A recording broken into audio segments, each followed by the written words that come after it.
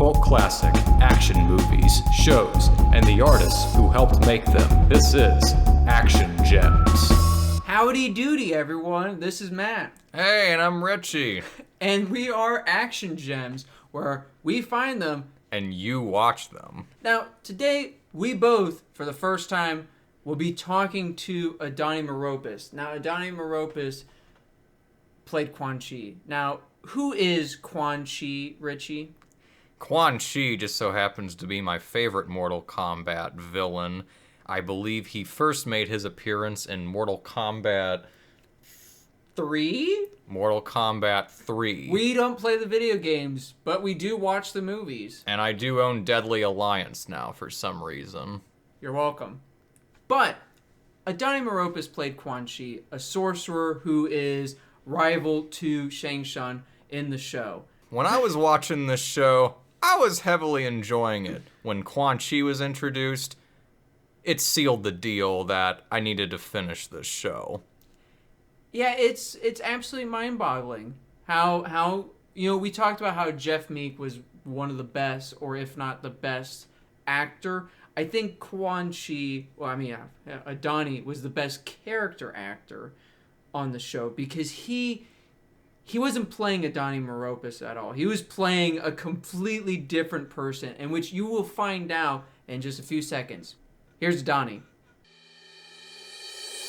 I'm an actor because of my father. He's the one who recommended it, believe it or not. You know, he's an amazing father. He knew that the suit and tie world wasn't for me, and he said, I can see your two brothers wearing a suit and tie, going to work every day, but I think it would choke you to death. So I said, yeah. And he goes, why don't you try acting? And I was like, what? So that's how it all started for me. I used to do these silly shows and all that for them and put on skits and do whatever to make them laugh. And so that's basically how I got here. But the journey has been incredible. You know, I'm writing my memoirs, and I remember the first moving into Hollywood, West Hollywood, and the Me Too movement now, right? So this has been my journey. I understand that because the manager of my apartment building was a really nice guy, really sweet guy to me and my brother when we moved out. And as soon as my brother left, he started bringing me food every day. So he'd bring me food. He's a big guy, looked older, but looked like Lurch, from his family. Yeah. And one day he brought food, came into the room, because I used to leave my door unlocked, and I'd say, who is it? He'd knock, who is it? And he'd come in. And one day he says, it's me with food. I said, oh, great, come in. He comes in, locks the door. And I was like, uh-oh. And, at the time, I was my strongest, quickest, fastest. I wasn't too worried, but I was thinking something's going to go down here. But I told him, I said, what are you doing? He says, well, I thought since I'm bringing you food, that you should, kind of some sexual fate. And I was like, get out of here, take that food, move me to the farthest place away from you by tomorrow, blah, blah, blah. So anyway, that's kind of how it all started in a sense of my taste of what's going to happen in Hollywood. So you're like this piece of meat. Okay, I get it, and so that was the introduction of a lot of things to come in this business where mostly guys trying to, you guys didn't expect to hear this stuff, but there's a lot of that. It was a lot of that, and it wasn't just women it was happening to, it was men too. And, my thing was I eventually got to saying, well, you have great taste in men, but sorry, not my thing, and maybe if someday I'm homeless on the street, yeah, maybe, but anyway, where do I go from there? But that was the beginning of things, and it was a difficult ride. My first guest star was Quan Chi. That was my first real guest starring role. But before that, I had Boy Meets World. You guys ever hear of that? Yeah. Oh yeah, I watched Boy Meets World all the time when I was a kid. My favorite episode that I remember is when they're it's a Halloween themed episode and they're trapped in the school. Yep. I never saw it. I just thought I auditioned for it for a Greek waiter, and it's like this food fight starts, and I'm in it. Anyway, I didn't get the part. And I knew that I had the part. So I called my agent. I said, what happened? I know this is mine. It was very a funny role and this sort of thing. So he calls me like 2 weeks later. He says, Adoni, I got good news and bad news. I said, what's the good news? He goes, well, you did get the part. I said, well, what's the bad news? He says, well, the bad news is they accidentally cast the wrong person. So my first guest starring role was accidentally given to someone else. And What? yeah, How? after all this struggle, where you're like, pushing down doors or whatever you're doing, as an actor, and to get this part that's going to pay you thousands of dollars, right, throughout the lifetime of this show. So that was like, oh my God, it just hit me.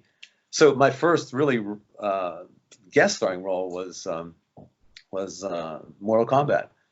But my first role was the first role I ever got was on a soap opera called Generations. You guys ever hear of that? Generations. No. It was a soap opera. It lasted like 1 year, and I played. This is funny. I had an under five. At the time, they had under fives, and that means you have under 5 lines.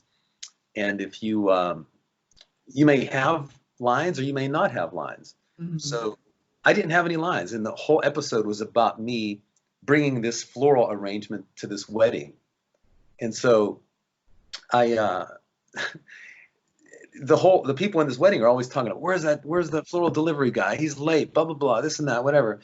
But I didn't have any lines, so I'm on the set, and I told the actors at lunchtime, I said, do you guys mind if I say, I'm sorry for being late, enjoy the flowers, I promise it won't happen again, that sort of thing. And they said, yeah, go ahead, feel free, that sounds great. But you know what, you should tell the director. Mm-hmm. So I go up to the director, he's on set, and literally I walk in the set and he's swearing. He's like, MF this and son of a bitch. He's screaming. He's standing on this podium.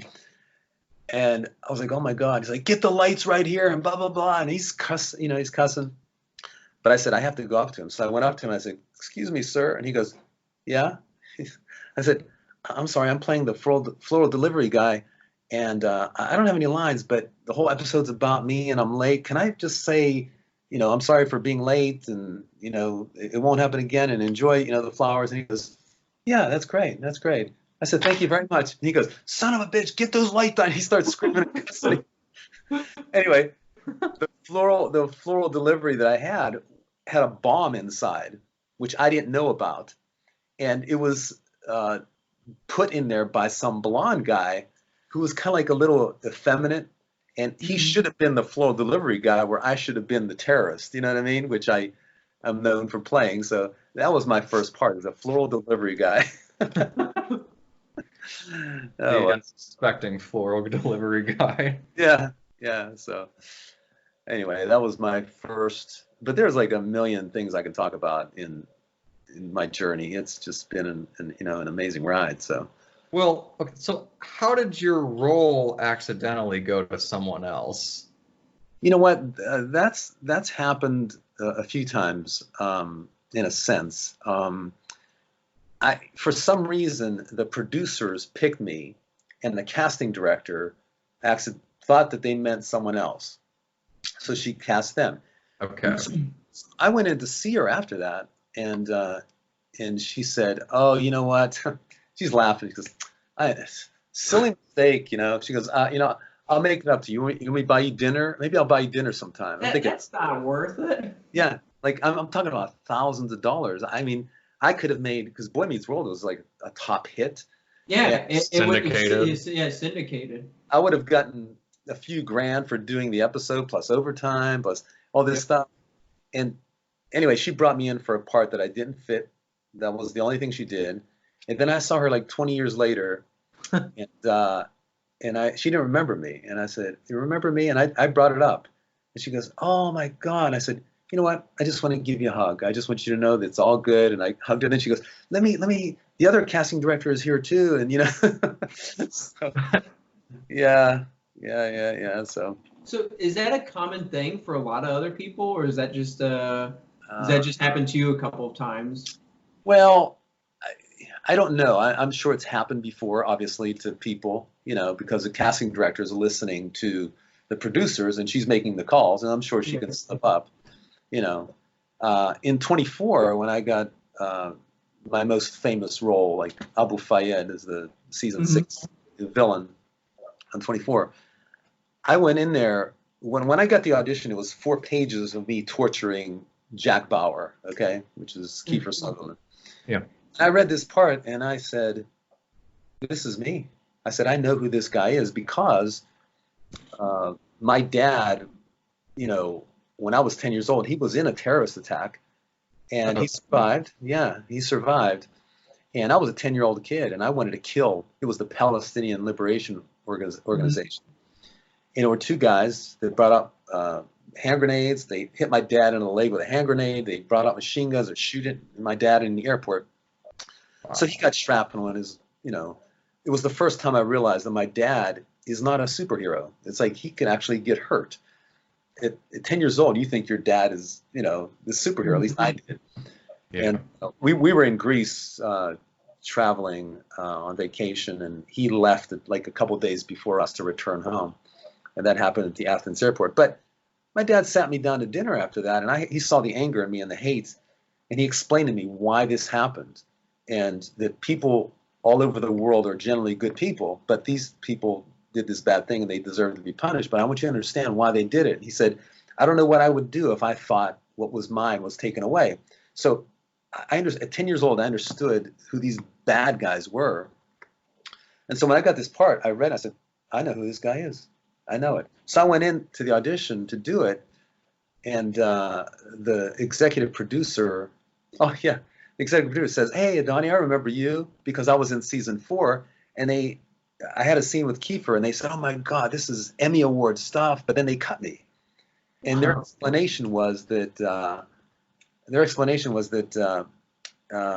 24 needs to have killing at this point. We need to have guns shooting and all that, and you and Kiefer have this great scene, so we had to cut it. And I was like, oh my God, you know, and they took that episode away from me, but because they did that, they gave me the opportunity to audition for season 6 as the villain.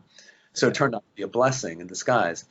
But when I did the audition, John, you know, he kept telling me, this isn't ready. We're going to make some adjustments. I said, John, just let me do it. He goes, okay, but I'm just letting you know we're going to have some adjustments on this role. And I said, John, just let me do it. You know, and so I did it. And he was like, oh my God, that was amazing. He says, you're going to work this year. I can't promise this part because it's a, you know, a great big part, but you're going to work this year. I promise you. And when I walked out the door, I turned to him and I said, John, I know who this guy is. He goes, okay. But what they did was they cast someone else, a star name, and it didn't work out. So they recast it, but they recast it with a guy that looked like the stunt guy that they already cast, who looked like the other guy. So then that didn't work out. So then the casting directors were fighting for me the whole time. And they walked into the meeting and they said, can we finally bring Adoni Maropis in here? And they were like, okay. So that's how I got this character. And I knew it was mine. I knew that this was my role. But it took, you know, these steps to get there. And finally it came to be. But, you know, it happens a lot. No matter how good you are, it depends on everything else. You know, you just do your best. And, you know, I always say, do your best, God does the rest. You know, do your best. Let things happen as they're supposed to happen, however. So, do you know who the other actor was that was going to play like the first one? No, I don't. You know, the funny thing is the assistant to the executive producer is my neighbor. Oh. And she's the one that told me about it after we had, you know, something like 5 years after. I was on the street riding my bike, and she stopped me. We talked. She goes, you know that this happened. I said, no. She goes, yeah. You were the third pick, basically, but you were really the first pick. Casting was pushing for you, and they were fighting for you, but they went with a star name, and then they went to another guy. She told me the whole story, and I was like, wow, I was wondering why it took so long to pick me, because it took like 2 weeks to get this part on a TV show, which usually doesn't take that long, you know. Yeah. All right. Yeah. So there's some weird things that happen, you know, you're promised roles and, you know, it doesn't happen, and, Right. you know, things, you know, but, yeah, there's there's a lot. There's a lot to this journey, and I don't know if you're in it, Matt, if you ever experienced as an actor anything like things like this, but probably not because you're not deep into it, right? Well, so how Richie and I do our stuff is we're on the outside, and Yeah. then we kind of do our own thing, and that way, because we Yeah. both realize that it's really hard because we're both in the Midwest, and so we're going to work on our product, and it'll get attention, you Yeah. know. So that's how we've done it. It's like, I think quality, you no matter what it's hard to ignore quality. Yeah. And so that's what we've been doing. And so far it's helped us a lot. I mean, we started our own company, we've started our own, projects. We're about ready to work on a web series, after this. Yeah. And I mean, and it's helped me, because, I'm in my, mid-20s, and there's a lot of stories that I would like to tell. Yeah. And I realized, I was like, maybe when I'm 40, I won't want to tell those exact same stories. And so I guess I was kind of selfish. I was like, I want to tell those now instead of wait till I'm 40. Yeah.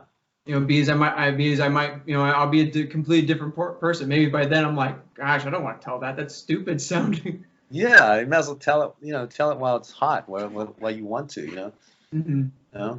But I mean, I've heard other people. I know Richie's experienced some of that. Him trying to, find roles as an actor. So, but nothing like that. Nothing what you. Yeah. Yeah. It's all kind of, you'll have your own stories. You'll have your own journey, however that is. Are you an actor, Richie? Yes. Oh, you are? Okay. I didn't realize that. Okay. I know you do acting on your I stuff. think my biggest story is, have you heard of the movie called Art of Self-Defense? Yes. Yeah, so they were filming in Kentucky, and this is before we really started production on our stuff. And I saw that they needed a stunt double for Jesse Eisenberg. I'm like, I could do that. And so I submitted for the role, and we're like, well, we like that, but we want you to act as this drunk person. I'm like, well, I've never been drunk before. I've never acted before, so I'm effed. and I tried for the role, and Richie helped me, but I didn't get a call back, but I was shocked. I'm like, wow, they want me to do a scene with Jesse Eisenberg. That'd be cool. Yeah. I don't know how they got that, because I sent them a demo reel. I didn't send them an acting reel, so I'm just like, I don't know why they would think I can act. Yeah. Well, did you get it? Did you do it? No. Or? No. Oh, okay. Yeah. I wish though, but whatever. When it comes to being drunk, I'm a type 1 diabetic. I've been a type 1 diabetic my whole life, basically. I've been actually for 55 years. I'm 56. Mm-hmm. So, I just hit the 55 mark. I became one at 18 months old, maybe the youngest person ever diagnosed at that time. They didn't know what to do with me, basically, but I wasn't supposed to live long. I was supposed to be weak, thin, sick, in and out of hospitals, dead by the age of 25 for sure. But, I always tell people the only thing I can think of is that I survived because of a lot of love, laughter, and fitness. And so that's the key to, I think, my existence is that. Because everyone died, I was in studies, and they kept seeing me every year, and I say, why you guys keep seeing me? They say, well, you're the only one that survived. We want to know what it is about you. Oh, wow. But I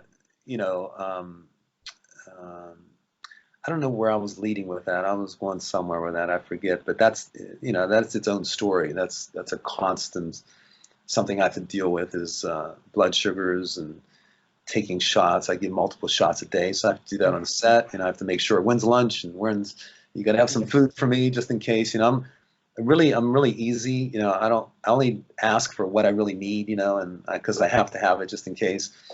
But it presents a challenge, and I'm sure I've been turned down for a lot of roles because it's like we don't want to bring the diabetic on here. He's too much of a risk. So anything's going to happen. And, I came out and I wanted to say that I am a diabetic. And, so that's a big part of, I want to help, elevate people. I want to elevate the world. I want to lift people up and let them know that you can do whatever you want to in life and accomplish things. And, and that goes to, being a ping pong champion or whatever I do. It's just people know you can do it. I did it. Even though it's difficult. Playing ping pong for 12 hours a day at a tournament. National championship, U.S. Open championship. You gotta get through it. Get through the sugars and all the the little the food that they have, which is not very good. So do it though. Anybody can do it if they want to do it. If there's a will, there's a way. So. Yeah. 12 hours? Yeah, when I won the national championship, I was playing if you don't lose, you keep playing. And what they do is the tournament lasts either 1 day or 2 days. And this one, it lasted 1 day. So you start at 9 o'clock in the morning and you end at 10 o'clock at night. And you're playing, and you might rest a little bit in between matches, but it's one of those where you don't want to rest because you have to stay up. You can't take a nap and then come back in. You're like, okay. Right. It's that's where it goes, being drunk. Well, I was going to say that, I have two brothers. I'm the middle brother of my. Same here. Oh yeah, my older brother Sam, my younger brother Chris, and they were, they'd drink beer. They did some marijuana. I never did anything because I'm the diabetic, right? Mm-hmm. But I would go to parties and I'd act like I'm drunk. I'd hold a beer and I'd be like, "Hey man, what's up?"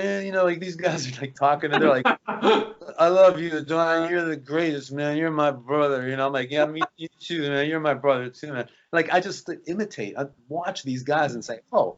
So to be around them, I had to kind of fit in, And I remember when we went to Greece, we were the Americans with all the beers, at this disco. We'd go there every day because our house, my dad had helped build a house right up from this disco in the beach.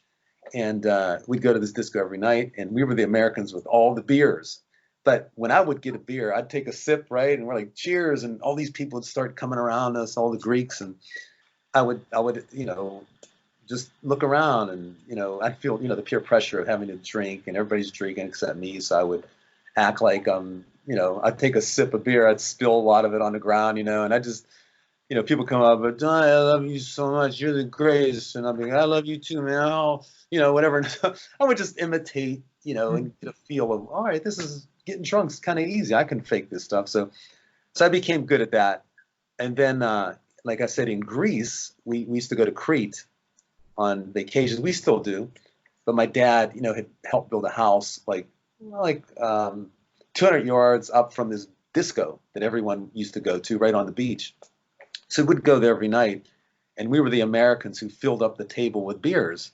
Mm-hmm. But each time I got a beer, I would take the beer and cheers, we'd say see ya in Greek, and I'd take a sip and I'd bring it under the table and I would pass it to my brother who just finished his beer, and he would give me his empty bottle and I'd give him my full bottle.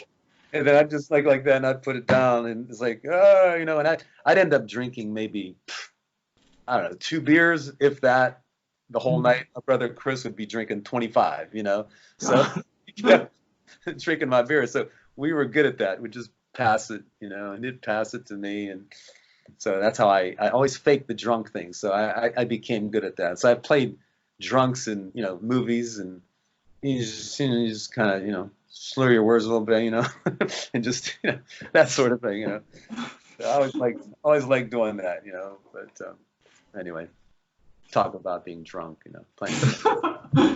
Or fake drunk at least. Yeah. And we have it recording too, so. Yeah. We got proof. So the first audition I ever had, my first audition I ever had, I was at Point Park College. And I wasn't really auditioning for anything, but these casting directors called me in for this part for a Diane Lane movie called, oh my God, I forget what it's called, but Diane Lane. You guys know who Diane Lane is? Yeah. Actress? Yeah. So the part I'm auditioning for says it's a steam room, and Diane Lane walks in. She's just wearing a towel, and she sees this. It's a dream sequence, and she sees this mannequin, and the mannequin's just wearing this sort of, small kind of bathing suit or something, and he's just standing there, like this, and it turns into where, the mannequin moves and they start making mad, passionate love in the steam room. And this is my first audition. So I'm thinking, oh my God, what am I supposed to do with this? There were no words, nothing, right? So I'm thinking, okay, I guess I'm gonna have to do something in this casting office. And so they told us to wear a tank top and shorts. Pants, short pants coming in. So I did, and there was two women there, and I introduced myself. And they said, "Hey, I'm so and so, whatever." And I said, "Yeah, excuse me, I'm not really quite sure what you guys want with this." And they said, "Oh, don't worry, Adoni. We just wanted to take a look at your body, and we're looking for a mannequin type, but you're like Greek, so you have a little bit of hair on your body. We really want someone who's really lean and." Just clean shaven kind of thing. So you really don't fit it, but you got a nice body, and thank you for coming. I was like, oh my God, I thought I would have to take off my clothes and show them how I would do. Right.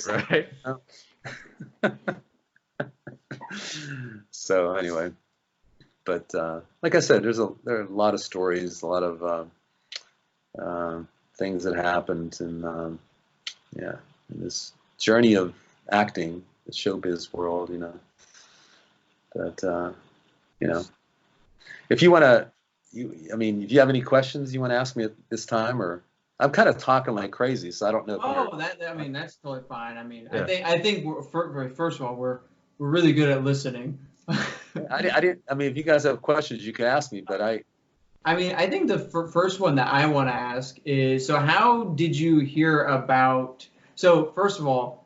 I'm the huge Mortal Kombat fan. I grew up with it when I was I saw the first movie when I was 4 years old. I saw the second one when I was 6, and I found out about Mortal Kombat Conquest through YouTube.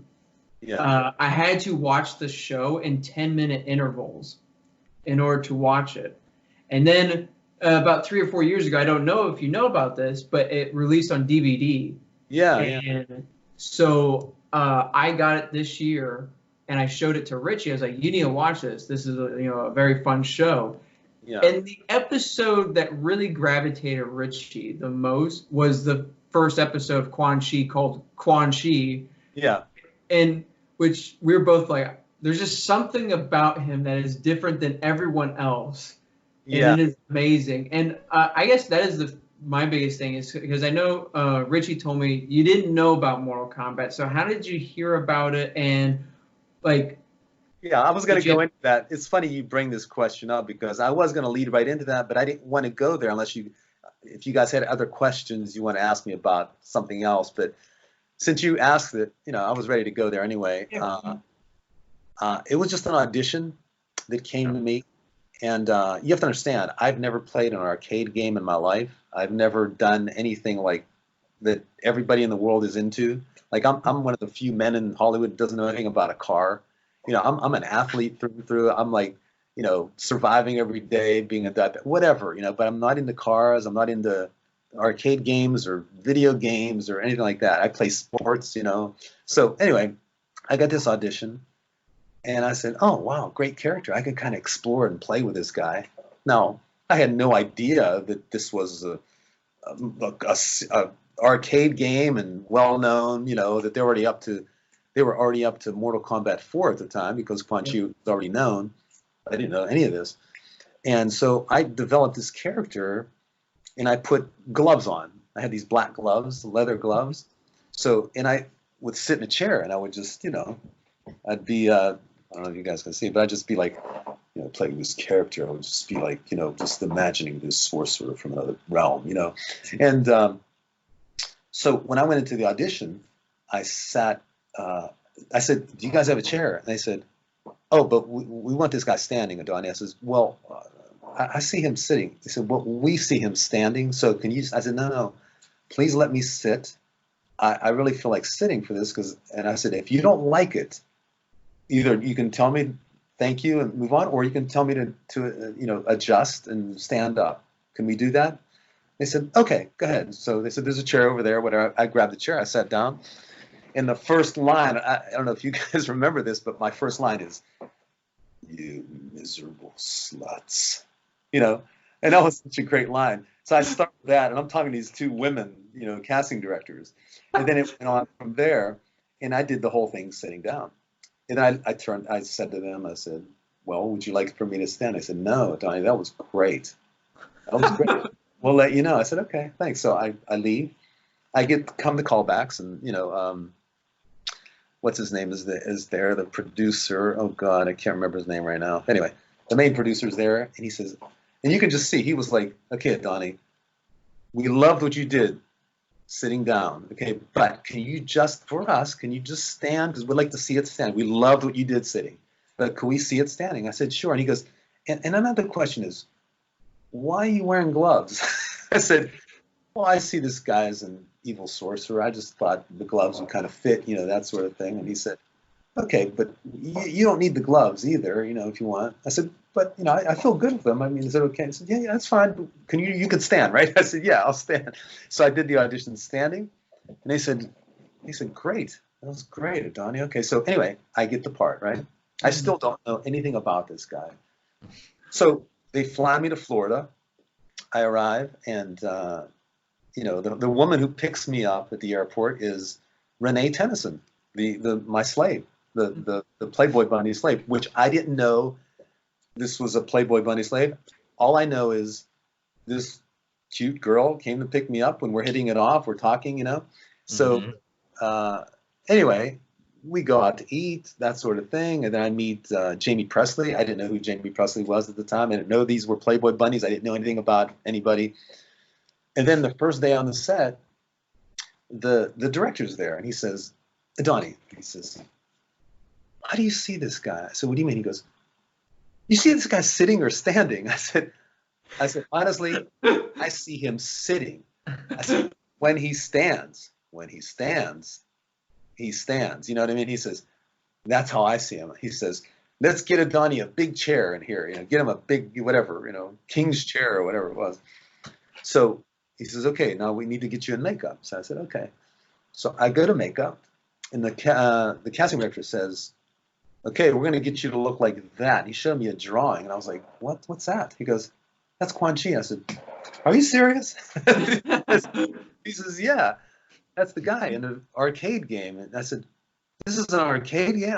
He goes, yeah, what are you talking? I said, I have no idea. I just created a character. I have no idea who he is. Oh, wow. So he says, close your eyes. So I close my eyes, and he goes, you're not going to open them for 2 hours. I said, okay. So they start doing their thing, spraying me and painting me and all this stuff, and doing my hands and nails. And I just remember when he said, open your eyes, and I looked in the mirror, and I just went, and I had my character right there. I just went like this. I went, and that was it. And right from there, I went to the set, and I knew who this guy was. He was a guy who sat and relaxed in a chair until he had to get up and do whatever he needed to do, and that sort of thing. So that's how that happened. Then I realized, as the days went on, I was eating dinner with Jamie and Renee and Dana. I knew Dana. I'd found out Dana was a gold medalist in karate or kung fu or something in the Olympics. Oh, wow. It's like, yeah, she was dating the main producer. God, I can't remember his name right now. Larry Kasanoff? Larry Kasanoff. Thank you very much. Thank you. Good one. Sorry, Larry. Sorry. And so then Jamie and Renee are talking about celebrity Playboy Bunny this. I said, what are you guys talking about? I said, Adoni, we're Playboy Bunnies. I said, what? You're Playboy Bunnies? And he said, yeah. And I said, oh my God. I said, you're Renee Tennyson. She said, I said, it just clicked. I said, I used to sit in my uncle's bathroom. He used to have the Playboy magazines and all that, stacked up underneath the sink. And me and my brothers used to go in there during Thanksgiving and sit in there for a long time looking through these magazines. And I fell in love with this girl named Renee Tennyson. And, and she was the centerfold. And here she is my main slave. I mean, one of my slaves. Jamie Presley, my main slave.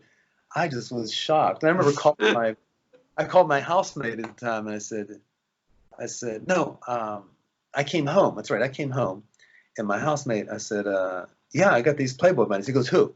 I said, Jamie Presley. He goes, Jamie Presley? And he opens up his drawer in his room, and he's got a stack of Playboy Bunny magazines like this. And he goes, Jamie Presley? He goes, and he like this. I said, oh my God.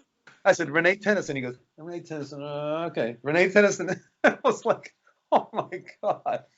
So, I mean, I was lost. I just knew that I was in a show and I loved this character, and it was an amazing character to play. But yeah, that was something, man. I had no idea about any of this. So they never like gave you any material to look up, or that's interesting. So they're just, here's this character.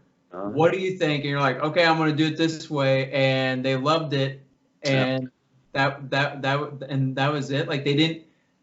When you were on set, did it ever seem like anyone else got any material, or was it kind of everyone got to play it the way they wanted to? No. You know what I noticed is we were given information at some point, maybe after I got the part, or during the when you get the sides, right? The sides for the audition, the pages. It'll say character, from the netherworld, blah blah blah, Yeah. this and that, and I had no idea what this stuff was, so I had to just create it in my mind.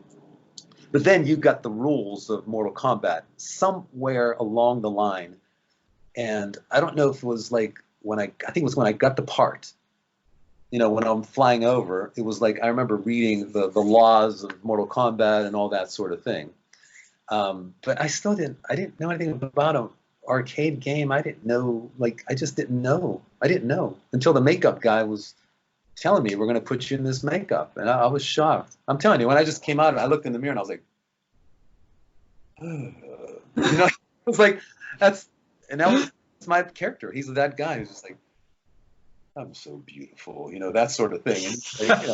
And that's how it was for me. So, did anyone ever tell you how big of a character Quan Chi was? Because no, I didn't know until I discovered when I came home.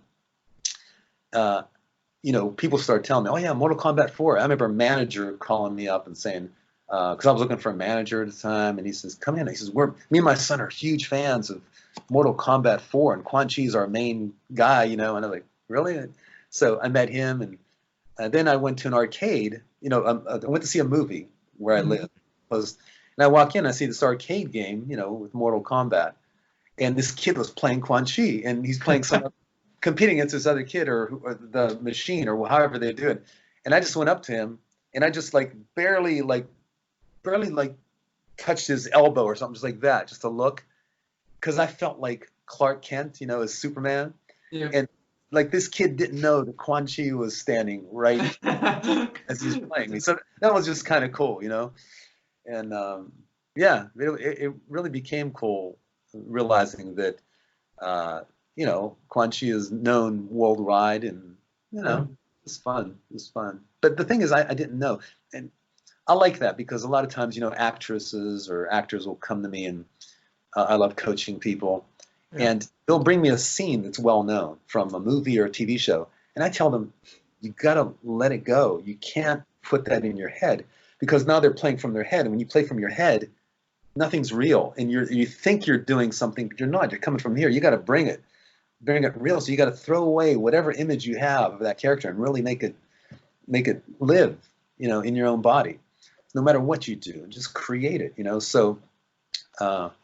That's the trouble with people is they, and I see it all the time, especially with beginning actors, how they're playing a scene that's been done before a billion times, and it's like it's coming right from here. Nothing lives here. Nothing. Mm-hmm. Acting's all from the gut. It's all coming up this way, and it just comes out like that. So yeah. So in a way, I'm glad. When I was younger, we used to do skits, and I was the jokester. I was the guy that would always make my brothers laugh at nighttime, and my dad would whistle until I was go to bed, and I'd make them laugh some more, and so I would do these things just off the cuff. I would impersonate people, and I would just make up shows and whatever, fart and do this while I'm impersonating Johnny Carson and tripping and falling and rolling or doing a muscle guy or whatever it was, all the characters of the time imitating people.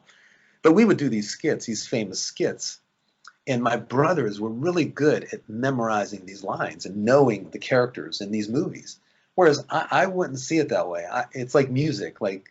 I don't know the words, but I feel the music, so I'll make up my own words, but it's the feeling that I get. So I would always tell them, I'd say, you guys do your lines, do your thing, but just let me do my thing. I know what character I'm supposed to be. Like, you guys ever see One Flew Over the Cuckoo's Nest? What's Great some of movie. it? I actually have not. I want to. You got to see it. It's one of the greatest movies ever. But Danny DeVito's in there, and you have Jack Nicholson and all these great characters. But there's a Danny DeVito part that's hilarious. And so I play all the wacky characters, but I do my own thing. I like create within whatever their character is. We just die laughing because I'm not doing verbatim whatever, they're playing in their head basically and doing these lines and doing it by rote, where I'm creating this character. So I've always been like that, where I just kind of let go, and it's along the lines, it's similar, but a little different, and it's created, it's new. So that's what we all do.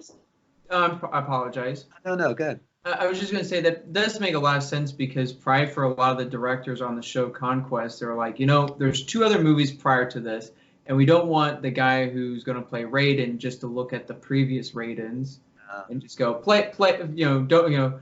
And I think that actually would help, because we do that a lot on our stuff. We don't tell, especially with Batman. I didn't want anyone to look at Batman and just sound like Michael Keaton or Christopher Nolan or not Christian Bale. My bad. Yeah, Christian Bale. Yeah. No, exactly. Yeah. Go ahead. Sorry, man. The next question I was going to ask. So you got the role. You're in makeup, and so you had 4 episodes, right? 4? Yeah. Okay. So how long were you on set? Oh, a long time, because for me it took 2 hours to get into makeup and 1 hour off out of makeup, and then obviously the filming. So it was a lot of overtime for me. A lot of overtime.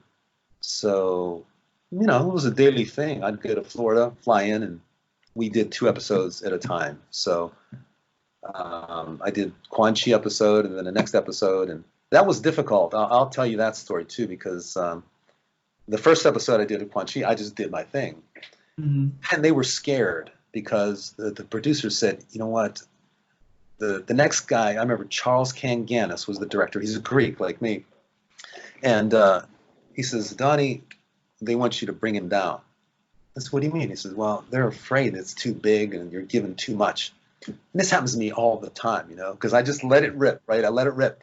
And they get scared. So they said, we're going to bring him down. They want more of a talking head. I'm like, you got to be kidding me. He goes, yeah. So I'm going to direct you to kind of bring it down. So the next episode, I'm basically I played it like, everything was just blah, blah, blah, blah, blah, blah, blah, blah, blah, blah, blah, blah, like that. And I was like, what the hell's this? And I was in a monk's outfit. And I forget the episode. And anyway, I'm in California. And I get a call that we need to do some ADR, right? Some voiceover work on it, because we have to match these 2 episodes up. And the producer comes in to the studio. He says, Adoni, what are we doing here? And I said, what do you mean? He says, we have 2 different Quan Chis. We have the Quan Chi in the first episode, and we've got Quan Chi in the second. They're completely different characters. As I said, I know. That's what they wanted. He says, well, what do you think? I said, okay, I've seen the episodes. There's no comparison. Quan Chi in the episode 1 is so much better than Quan Chi in episode 2. He goes, I agree. He says, how are we going to make Quan Chi in episode 2 kind of get up to that level? I says, well, I'll do my best with my voice. So we went through the whole episode, and instead of playing it just I added, like just a little flavor with my voice and energy and blah, blah, blah. And that brought it up a little bit, but, it wasn't the same as episode 1. But right. That's very frustrating. This is what you have to deal with, is people are afraid and not letting you create. And I think if you just let actors a lot of times just do their thing, and you create around the energy and whatever they have, you might get something really great sometimes, instead of thinking in your head how everything's supposed to work. Just let it create, let it come together. But that's happened to me a lot, where you're stifled. Let's stifle Adoni, let's put him in this crunch him up and put him it's like. And there's a lot of shows and movies nowadays where it is just 2 people not really doing a whole lot, just talking. And I mean it's just a huge difference between movies from you know, when it first started, when it was just like right out of theater. So everyone's still acting, you know, very theatrical, you know, on camera. And now it's a lot different. And where I feel like that performance was more theatrical, which made it so much different than everyone else, which, you know, I thoroughly enjoyed. Well, thanks. You know, I really wanted to make it different because I noticed that also that like a lot of the bad guys that I see in movies and TV and whatever, and even in Mortal Kombat, I noticed like when they use this deep voice, they go to this place. It's more like they talk like this, you know, like that. And I wanted to make it more natural, and I just wanted to bring in. So I'd wake up with my morning voice. You know, you wake up with a morning voice, it's a lot deeper, and I would just keep that morning voice throughout the day, and I love that. You know, you wake up with that nice, that you know, and just like my practice line was, and I told you, I think Richie is Sion Sora, still so silent in my presence. So each time I thought that maybe I was going up an octave or, you know, like a few decibels, I would try to bring it back down to this level, you know, Sion Sora, still so silent in my presence, and just to keep my voice like that. So anybody who talked to me throughout the day, I would tell them, I'm sorry, I have to keep my voice down very low. Like as the day goes on, you kind of lose that morning voice, obviously. So I wanted to keep it, and I love that. But like even right now, like I know you guys are going to want me to. I've done a little bit of Quan Chi, but it still doesn't compare to holding that morning voice, which is quite lower, you know. I love keeping it there, you know. So it's tough, you know. So going back to what you were saying about, so it was Kasanoff that had wanted you to bring it back to what you were originally doing. So basically, you know, was it the executive producers, or was it TNT? Like who? You know what? Or you didn't know? I don't know exactly. I don't even know. It might have been Kasanoff himself who wanted it. I don't know. I just know that the producer that came out to me in Hollywood, it wasn't Kasanoff. It was some other guy. And again, just like the director, he says, "What are we doing with this guy?" And I'm like, "What do you mean?" He says, "We got two different Quan Chis." And I said, "Yeah, I love the first Quan Chi is so much better than the second. There's no comparison." He goes, "I agree." And you know, I had to do my best just with my voice to what you see and hear on that episode is not what I did, because the voice that I use is elevated and animated a little bit more than what the character is. I had to raise it a little bit because it was so like soap opera. It was like it reminded me of doing a soap opera. Yeah, heads, you know. So yeah, I feel a little cheated from that episode. You know, I feel like you know, it's like a really pulled back. But I guess I was playing a monk too, so I guess it was okay. You know. So you did 2 episodes and you went back to your home, and then because it was only 1 season, so you got a call back and, hey, we wanted you to do 2 more episodes. So were you able to do your own thing for those 2 episodes, or? Yeah. Because then the next episode was with it was basically my fight with not Kung Lao, with Shang Shan? Yeah. And working with Jeff Meek, you know, Shao Kahn. I love that. Working with Jeff Meek, to me, Shang Tsung was fun too. But the scene I have with you know, Shao Kahn was just great. I just remember saying, like I told you, is right before that scene ends, he's like, something like, "What are we going to do?" Whatever. And I said, "Well, we could together." And he starts laughing, and I start laughing. I just like, I don't know. It's like certain things I remember. Like we connected, you know. Like it didn't say in the script that we laugh. It didn't say what happens, but that's the way it came out, and we just had such a blast playing off each other. I love that, you know.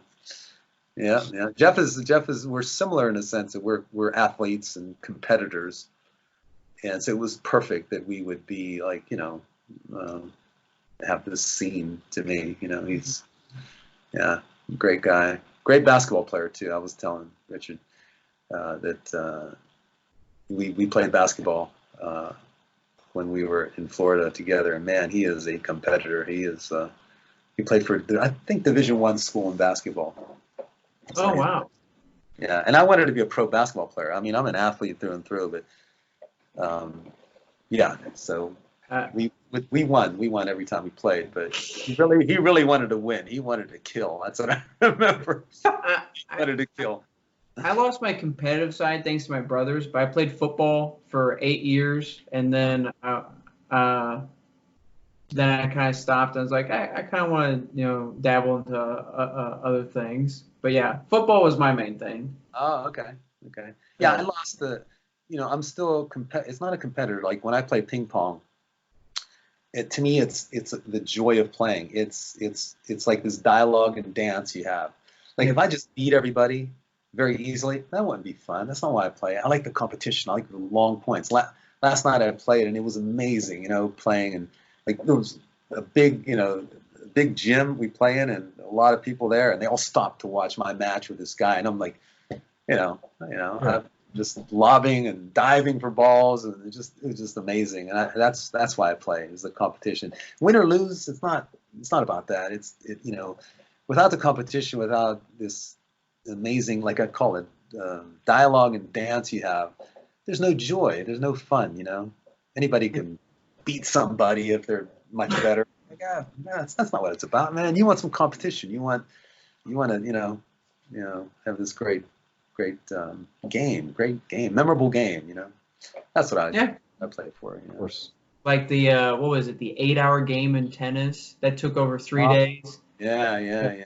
Well, Yeah, 4 or 5 years ago, I remember watching that. That was insane. Yeah, that was crazy. I used to play tennis too. I was a ranked tennis player as well, and I was always like the comeback kid, and I'd play these long matches and just return the ball, and yeah. So I love that. I love long points. I don't want a point to end. I want it to keep going forever and ever, never.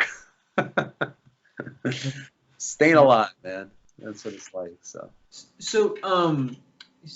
to continue with sports, did you do martial arts? Did you have to do any of the action on there, or?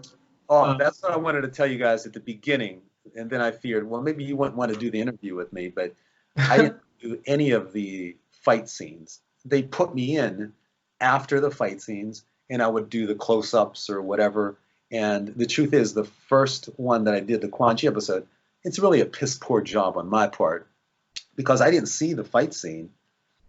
I didn't know what really was going on. They're like telling me, okay, throw this punch and do this, and the way I did it, it's like my composure. I had a lot of composure, where the guy who was playing me, he was flipping around and doing all these, expressions and facial, things. And it's funny because I remember one guy, I remember going back home, and I used to date his girlfriend, and I guess he was dating her, and he was kind of upset that I was coming home and gonna meet her at a bar that she owned or something.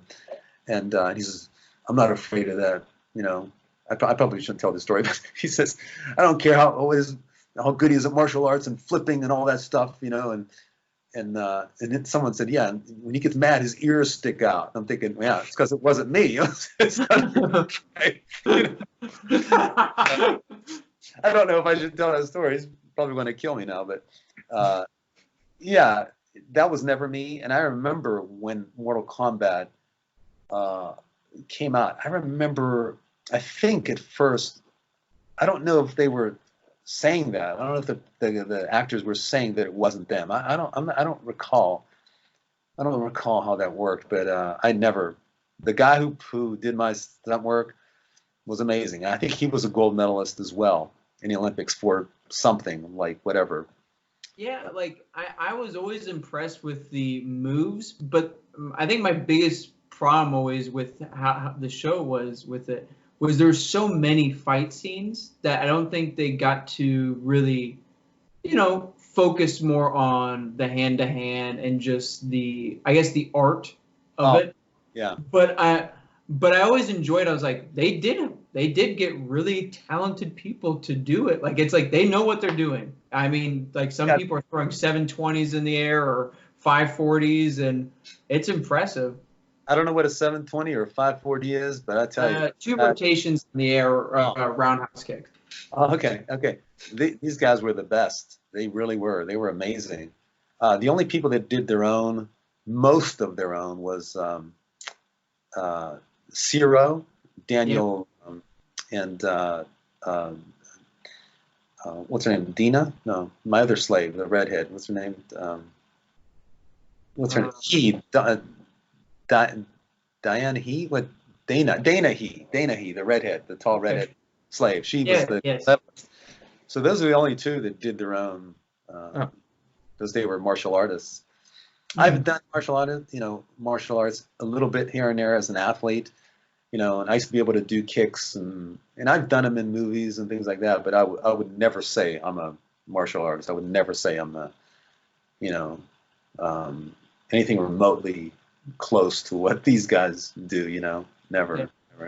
Yeah, I'm an athlete though, so I do pick things up, and anything athletically with my body I can pretty much do. So yeah. Okay. Yeah, cool. Amazing stuff. Yeah, it really was amazing to watch those guys do these fight scenes. Mm-hmm. And so they did the fight scenes before you got there. Did they change that up the second time around, or no, they did it during? I remember they did it. How they did it all, I'm not really sure, but I would catch, like when I was done filming, times take a break, I'd see that they're choreographing or filming their stuff, and it's like, wow, this is what I'm gonna do. I had no idea. Like I said, I never saw, the arcade games and all that.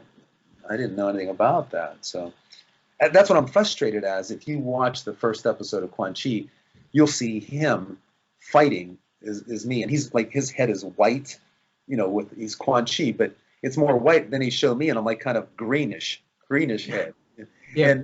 And he's like really intense, and I'm like going, just throwing a punch or like that. I was like, I didn't realize what was going on until I was like, son of a gun, I wish I had another shot at putting it together, Now that you mention that, I remember a couple of the insert shots of it. It is quite magical. Yeah, it's kind of silly. I admit it. It doesn't, people actually think it's me that's doing the actual fighting. Funny because you see the inserts and it's like two different guys. The other stuntmen, when they show them, they always show the back. Yeah, because they're not in. But with my character, they can get away with doing it full on, even though you can see the difference, obviously, right? Yeah. So, but you can still kind of get away, with it. I always loved that in Jackie Chan movies, and this happened a lot in like when he went to Australia. So a lot of the fighters were white, and then like if you watch real closely, all of a sudden it turns into an Asian guy with like this ginormous suit on. It's like, wait a second, that doesn't look anything like the other guy. Yeah. Exactly. So, yeah. So with it, go ahead. I'm sorry. No. I was just gonna say, with it being a TV show, and what Jeff had said was, it was just boom, boom, boom. Let's get to the next setup. So how many scenes were you having to do per day? You know what? I don't know. That's a tough one. I just know that I worked basically every day. Yeah. For like 2 weeks. It was like, I don't think I had a day off. Okay. Yeah. Because I don't know how they did that because. But then again, like I said, with me, you had 2 hours to put me in makeup. Right. And then plus I have to dress. That's not counting me getting dressed. Oh, wow. Into that stuff. And then 2 hours in makeup and then at least an hour to get out of it, plus clothes. So it's like 4 hours right there, just, getting it. So then whatever hours we got filming, but I do not remember. I don't know. What did Jeff say? Did he say how many hours he... Well, he didn't really go that specific, but Yeah, I mean he said that basically he would do 5 days and then he'd have 2 days off and then he'd come back. The next day that he'd come back would be to finish off that episode, and then the next few days would be to start on the next one. Yeah, it was a lot. I just, I've played characters. I've never been a series regular, and I really commend, like, he's playing Raiden and Shao Kahn. Yeah. A lot of lines, especially as Raiden, and to do that, like my Quan Chi lines, I had a lot of lines as Quan Chi, but to do that without like any break, and it's a lot to do, man. That's why these guys earn every cent that they make on TV, I remember hearing a story about Michael Rosenbaum, the guy who played Lex Luthor in Smallville, and he talked about the reason why he wanted to leave the show was because he's like, you're gone from the show, you're gone from the Hollywood, that world for so long that you almost are starting anew again because everyone forgot about it. It's like, oh, Michael Rosenbaum, he's doing Lex Luthor for 7-8 years. And then you come back and you literally just had to restart your career over again because everyone forgot. Oh yeah, he was doing that for a decade. And so, yeah, it's tough. Well, I mean, I don't know, to take that what you kind of said when I did 24 when I was Abu Fayed. I got known for that because that was 24 was the biggest thing actually in Hollywood. Casting people really loved 24 because they had really good actors, and so wherever I went, I'd have an audition, and it was like, hold on, I gotta click off of this thing here. They keep flooding my screen with ink. They want me to buy ink, and I can't get out of here. Okay. Yeah. So, wherever I went to casting, they want to talk about 24. What was it like? 24 is the biggest show in at least casting and things like that. So I'd talk, tell them some stories, and then I'd say, "Can I do the audition?" That sort of thing. Mm-hmm. But I got known for that character, and then scripts were being offered to me. As a lead with Leonardo DiCaprio and whatever, and this Muslim guy or this Arab guy, some other guy. But I'm not Arab. I'm not, I don't speak that language. So they thought I did because I spoke the language in 24. But so I was typecast as a character that I really can't play. So I knew this was going to happen in my career where I have to figure out how to, overcome that. Mm-hmm. And that's actually still kind of difficult because people see me as that guy, and those characters that I play, those exotic foreigners, which I don't play now because there are too many actors out there now who have had the opportunity who are from, wherever. And so they use those guys because now the last 3 TV shows I did, like I played a Greek because it's like, unless you're, Tom Cruise or, one of the huge stars, you play who in your lane.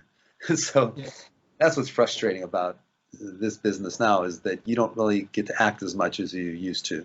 You have to play who you are. And, so I broke through that glass ceiling, I broke through there when I did 24, but then I got kind of pushed down a bit because, it's a lot of it actually. And because that's not me. That's not me. So it's like, well, now what do we do? So I've been doing my best to still finding this way back up through that glass ceiling. It's tough because I have this image of playing these characters. That's what I'm known for. So it's tough. So to continue, I guess to kind of finish up a little bit with Mortal Kombat Conquest. So you finished up shooting that, and it released. When did you find out that the show was not going to was not going to come back for season 2? Well, first of all, I remember the leads, a couple of the people who were regulars on the show came up to me and said, Adoni, they're developing a new Mortal Kombat show, and you're going to be the main villain. And I said, really? He said, yep, that's what they're talking about. And I said, oh, okay. Then Columbine happened, and I don't know if Jeff Meek told you this, but this is what I remember, that they blamed Mortal Kombat and other shows for Columbine. And even though Mortal Kombat had great ratings, from what I understand, and I remember the Quan Chi episode had the highest ratings of all, is what I remember. That's what they told me. They didn't bring it back because of that. But then from there, and I don't know when that was that I found out about that, but whenever Columbine happened, I remember, I don't know if it was after the show ended or It must have been like a month before the show ended. Before, something like that. And then the writer and producer, one of the writers, producer, directors, he gave me the script for Mortal Kombat 3, the movie, which had my character as the villain. And he went. So wait, they had a script for it by '99? Yeah, they had a script. They gave it to me, and it was Quan Chi as the main villain in this movie. And I was like, and I remember going to his house, and everyone's there. We talked, had a meeting, and I'm thinking, man, this is great, man. I'm gonna get to be Quan Chi in the movie, And then obviously that didn't happen. And ever since then, it's been 20 years. People always bring it up, that when's Mortal Kombat 3 going to come out, or it's coming out, or I see that it's coming out, or it's me. I'm thinking, whatever, and but man, would I love to play Quan Chi in Mortal Kombat 3? I still, that's one of my dreams, to play Quan Chi, So what Jeff had actually said about it. So it's funny because I had brought up what you had said about why it had happened, and he said I had never heard that reason. Oh, really? Okay. Yeah. So what he had heard was that and I don't know what to think about this, but apparently a line producer had forgotten to include in the budget the residuals for the whole cast. And so when it came time to do season 2, TNT, basically the network took a look at that and they're like, oh, well, we're over $4 million in the hole and we don't really want to foot the bill on this. And then New Warner Brothers said that they didn't want to foot the bill. And then the producer said the same thing. And they said, well, why don't we just make this easy and not pay for that? Or I think how it was is if they were going to do a season 2, then they would have had to pay those residuals. Because I think then the show would have been eligible for syndication. Well, that makes a lot of sense, and I'm sure that probably was the reason. But maybe they used the Columbine as an excuse that came to me. But it's funny because I'm guessing that when it comes to residuals, I had to check recently for Mortal Kombat. I think in 20 years, the total residuals I've made from Mortal Kombat might be $25. I don't know. So What? Even with the DVD release? I never got residuals, and I don't know if I should report that or not. Yeah, I would, because I mean, it got a worldwide release of it 3 or 4 years ago. I never got big. It was like I'm telling you, the most I've got to check recently. I should check. It's like, I don't know, $10 or something. And I remember getting one before for 14 or something. And you were the titular character in one of the episodes, even. So did you ask Jeff? Did he make a lot of residuals? I'm sure he did for. We didn't really go into that, but I think what's even crazy about that is like it came on right after WCW Nitro, which was huge in the ratings, and so that with Mortal Kombat airing after that, like you'd think you'd get more than $25 to fill up your gas tank. No, I don't. That always baffled me, and I always wondered. I remember reaching out to, Kung Lao. What's his name? Jeez, it's been 20 years. Paulo Montalban, yeah. And he never returned my call because I remember hearing about the DVD release. Yeah. And I have the DVD. I have several DVDs actually. But I don't think I have all the episodes. Like they don't have all the episodes in the one that I have. I don't think. Do you have all the episodes in yours? Yeah. Actually, it's on Amazon for about $20. I think it's actually about $25. Wow. You can buy it with your residuals. Wow, exactly. Yeah, maybe. I'd be $1 short probably. But you have what does the cover look like? Do you have it on you at all? Yes. 1 second. But let me see it. Let me see it. Okay, yes, I do have that. I do have that one. It has all the episodes. Okay, At least okay. all the ones that they should release. Unless there's like some lost episodes. And that was the first part of the interview that we had, Richie and I, with Adoni Maropis. What did you think of Adoni? Adoni is just so much fun to talk to. I mean, he's so personable, the way that he just immediately launches into his beginnings, his life, where he got started with acting at parties. I remember the first incident that I had with him where I'm sitting in the back and Adoni was pretty much just called me right out like, hey, who's that back there hiding? Just like, hey, I know you're there. But Adoni is a great person. I'm really excited for the second part where we get to interview his roommate, right? Yes, his roommate. His roommate of the last 20 years, as a matter of fact. This roommate has been in hiding, but we're going to bring him out for the first time. So tune in April 9th for the next episode. That is, part 2 of Adoni Maropis. Part 2 of Adoni Maropis. And also check us out on YouTube where we have snippets of all the episodes as well as reviews for the show or for shows that we're watching. Like Yes. I'm gonna do a little snippet on Justice League tomorrow. Snippet, new word, look it up. What does that even mean? Like, it's smaller than a snippet. It's just a bit, but it's small. But it's bigger than a bit. Snippet. You haven't heard of a snippet? Well, apparently not, even though I just said it. Anyway, April 9th, Adoni Maropis. See you then. Be there.